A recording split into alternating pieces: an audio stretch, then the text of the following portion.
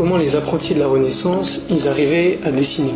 Et c'était quoi leur entraînement qui a produit les plus grandes œuvres de ces derniers siècles. Alors Cennini il nous dit qu'en entrant dans un atelier, les apprentis apprenaient à dessiner pendant 1 an. Et pendant cette période, ils apprenaient en copiant leur maître qui leur donnait des exemples assez simples à copier. Par exemple, Michel-Ange il donnait des parties du corps simples. Et puis pour Léonard de Vinci aussi, il a écrit que les apprentis devaient apprendre à mémoriser chaque partie du corps humain.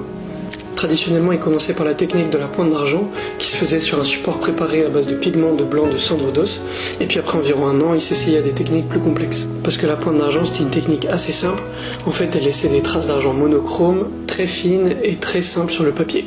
Et ça leur permettait de se concentrer sur les bases, comme le tracé, les proportions, et puis la maîtrise des valeurs. Ensuite, pendant 6 ans, ils apprenaient à broyer les pigments, à préparer les toiles et puis à fabriquer eux-mêmes leurs outils. Et puis pour finir, Cennini il a écrit qu'il leur fallait encore 6 ans de plus pour apprendre à maîtriser les couleurs et les fresques et puis la technique de la peinture. Voilà pour l'entraînement de la Renaissance, merci de m'avoir écouté et puis n'hésite pas à t'abonner pour en apprendre plus sur les techniques de la Renaissance.